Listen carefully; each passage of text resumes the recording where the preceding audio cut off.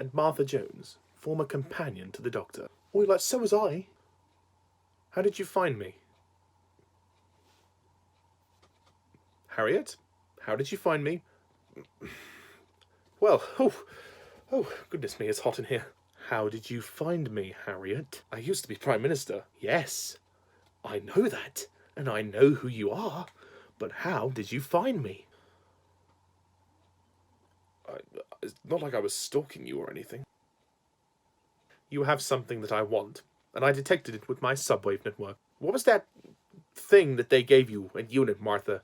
The Osterhagen cock. That cock is not to be used, Dr. Jones, under any circumstances. But what is an Osterhagen cock? Forget about the cock, and that's an order. Sorry, Harriet, but when you were looking for the Doctor, didn't he depose you? No. But he did. He rejected you out of hand. Well, I needed the Osterhagen cock. But I've been trying to find the Doctor. He's got my phone on the TARDIS, and I was going to give him the Osterhagen cock. So was I, and I was here first. That's why we need the subwave. The Doctor's secret cock. Hang on, what's this? Some sort of subwave network? Where the hell have you been? Doctor, it's the Daleks. Oh, he's a bit nice. I thought he'd be older. He's very old, actually. Doctor, I've got it. I've got the Osterhagen cock. Who's that? Captain Jack, don't. Just don't. Jackie Tyler, Rose's mum. Now, where the hell is my daughter? Oh, Doctor. Sarah, looking fine and dandy. Us Smiths got to stick together. We are going to fuck planet Earth. Back home. All right, then. Off we go.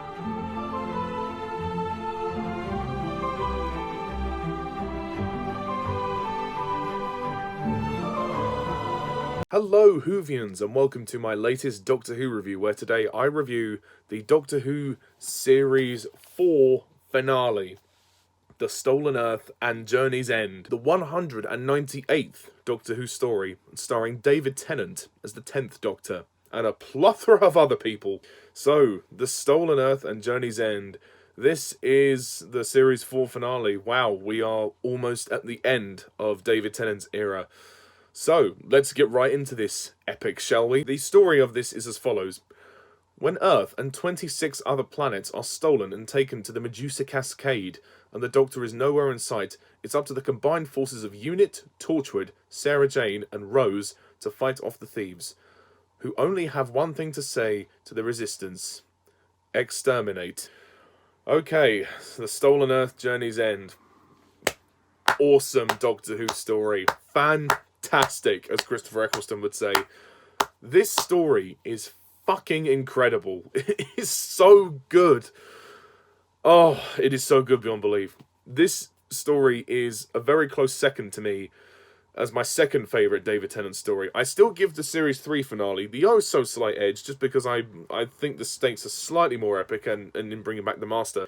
But with this is not far behind. This story is not so much just the finale of Series 4, but it acts as a fantastic return for Davros and the Daleks, as well as it being an epic story of its own, but it also brings together all the central companions of the Russell T Davies era, with the inclusion of Sarah Jane, of course.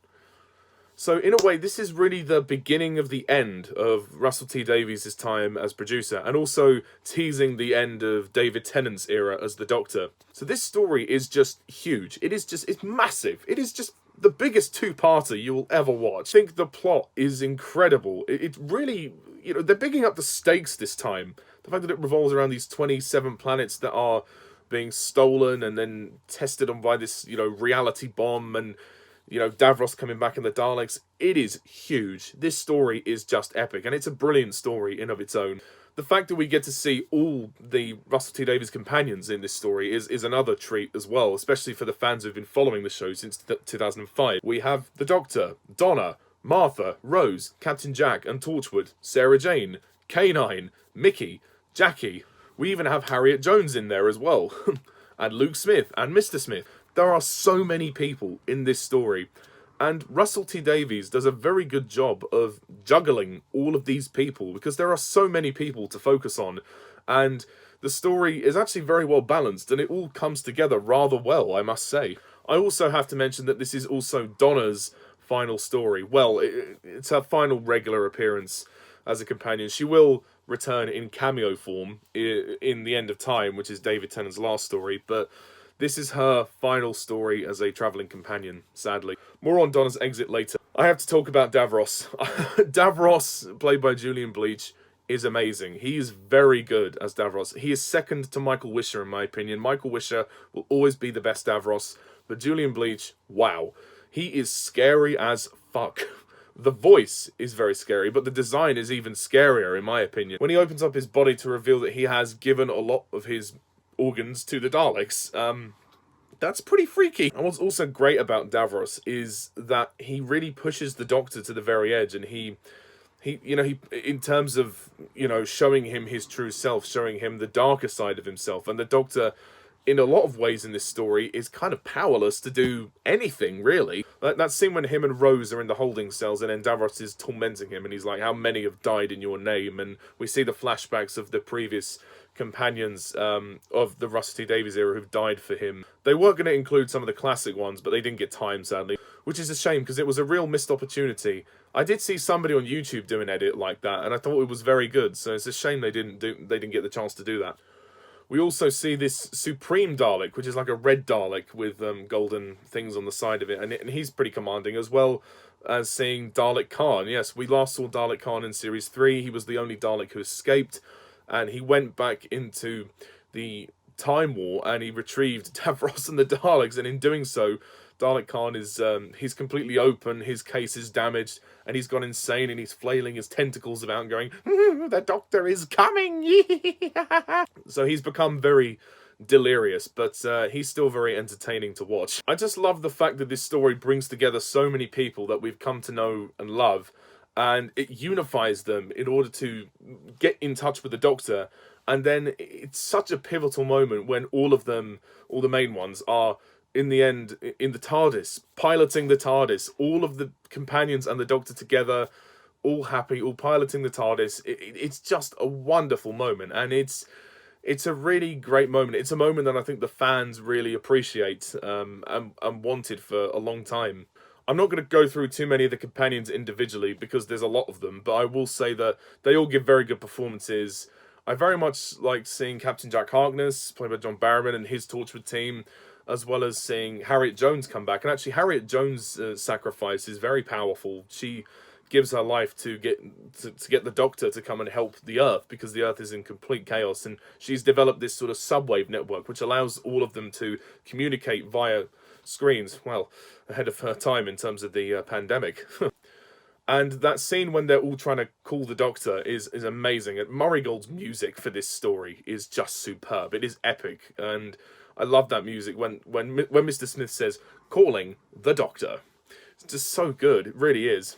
I think Freema Agyeman as Martha Jones. She's very good in this one. Martha's got quite a pivotal role here because she's working for UNIT, and she's been given the task to use this key called the Osterhagen key, which is apparently something that will, blow up the Earth. She's trying to use it as like a bargaining chip for the Daleks, but the Doctor is very much against that because he wants to save the Earth. And of course we have Rose Tyler, played by Billie Piper. It's kind of sad in a way that she doesn't get to be on the call. Well, she's on the call, but she can't hear she can hear them, but they can't hear her because she can't get through. She's in Wilfred's house and Sylvia's house.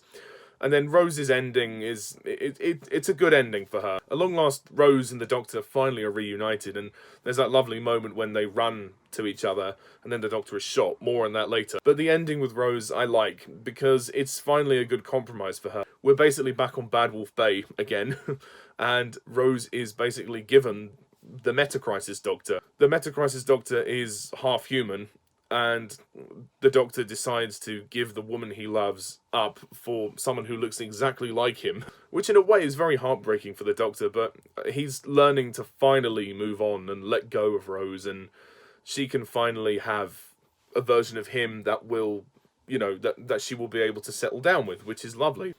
Doesn't make it any less heartbreaking for the Doctor. Sarah Jane Smith, Elizabeth Sladen, it's great to see her back. She will appear in Doctor Who one more time, but this is like her last main story that she'll appear in, which is very sad. But I think she gets a lot to do here, and I like how involved she is in the action. And it's nice to see K9 as well. Yay! K9 makes a reappearance, and also Luke Smith as well. He makes a cameo, which is really, really nice, and the computer Mr. Smith.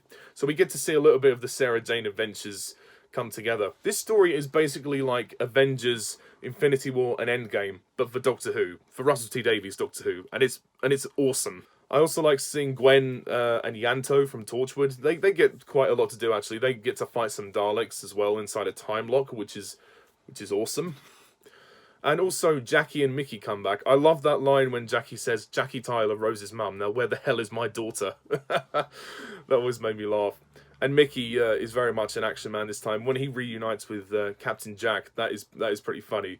When he says, "Oh, you can talk Captain Cheesecake? That's beefcake. And that's enough hugging." They've got such a good, bromance going on there. And it's awesome because obviously we are intercutting between all these characters to begin with, including the Doctor and Donna. And then eventually all of them converge on the Dalek Crucible at the very end. So it's pretty awesome to see all of them together. And also, the thing that's been building up from Series 4 the whole way through is this Dr. Donna thing, which is the meta-crisis, where the Doctor and Donna, well, become one, so to speak. At the end of The Stolen Earth, we get this sort of fake regeneration, which unfortunately is counted by Moffat. But that aside, it's a pretty good cliffhanger, even though it is basically it's like a tease. It's like Russell saying, "Oh, we got you there. You thought David Tennant was going to go. We got you there." I do think it's a bit of a cheat, and it is a bit of a it's a bit forced. But it actually does work for the plot, and Russell has tried to make it work for the story. It's not just there for the sake of it, even though it did feel like that at the time. And then the regeneration energy gets put into the Doctor's spare hand, and then out of that hand grows the Meta-Crisis Doctor. So it's quite a clever idea, and it is cleverly told.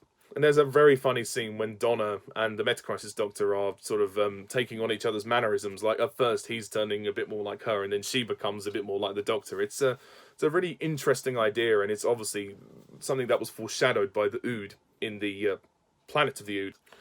Sorry if I'm racing through talking about this story, but there's just so much to talk about. There really is. And the climax of this story is just amazing. It's absolutely amazing. When the three Doctors are trying to snap the planets back into their positions. So we've got the Doctor, the Meta-Crisis Doctor, and the Dr. Donna, I guess we could say. All three of them are working together to put the planets back in the right place.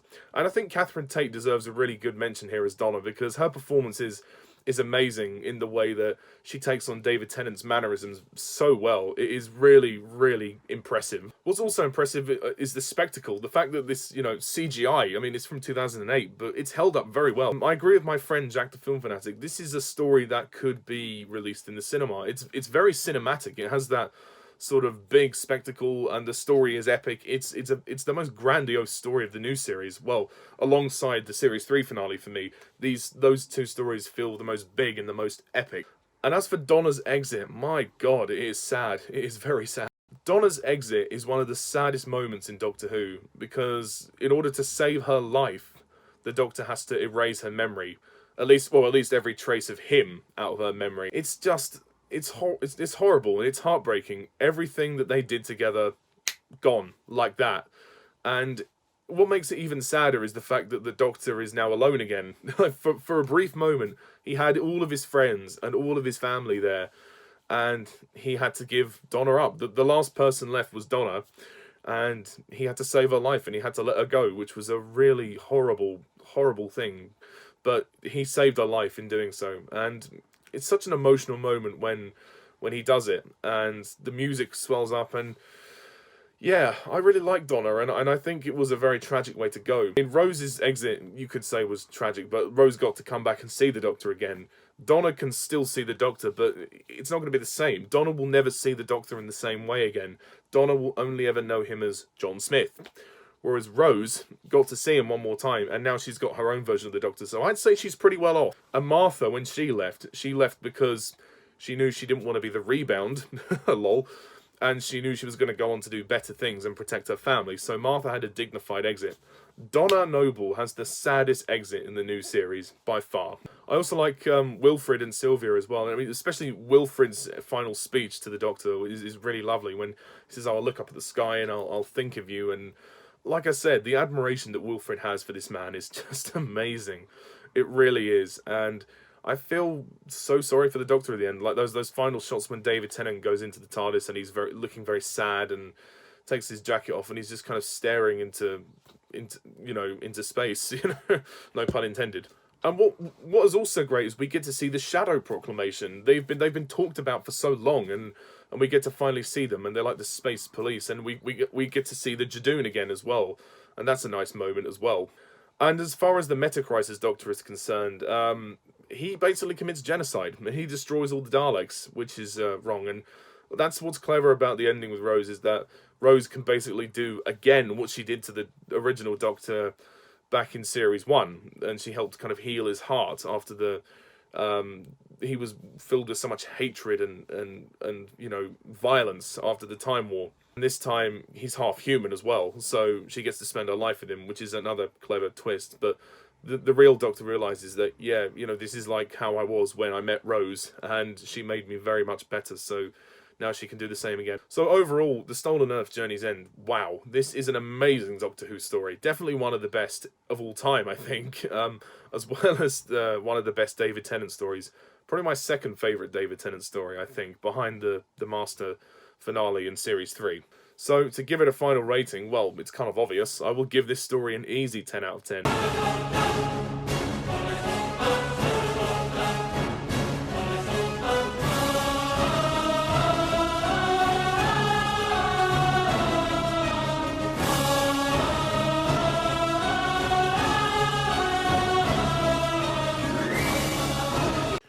And of course, before I go, I do have to rank Series 4, as this is now the end of Series 4. So, once again, just a personal list of my own thoughts. You don't have to agree with me, but if you do disagree, just be polite. Any hostility, you are out of the comments section. Thank you. Okay, so, coming in at number 10. Now, just to be clear, Series 4 is a very good series of Doctor Who. It's amazing. Series 3 and 4, they're so close for me. They are very close. They're on even keel as far as I'm concerned. Series 1 was also amazing. It was a very great start to this era, but it was let down by the end of the world for me. Series 2 had a couple of duds as well, but it was still very good. And it's sad that this is the last series that Russell T Davies produced for Doctor Who. He would only produce a few more specials before he would leave with David Tennant. But as for the ranking, let's begin. So number 10. Now, just to be clear, I don't hate any of the stories in this series. You can see it by my reviews, but it's just my personal list. So at the bottom is number 10, which is The Doctor's Daughter.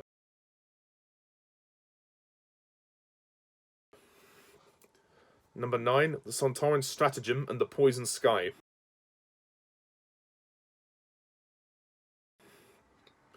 Number 8 is Partners in Crime.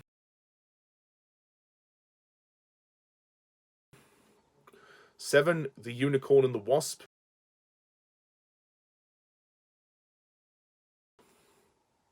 6, Planet of the Ood.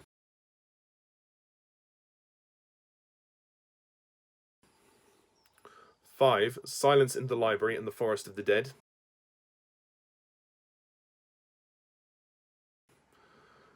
Number 4, Turn Left.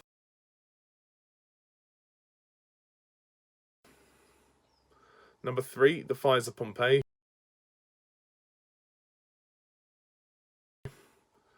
Number 2, Midnight.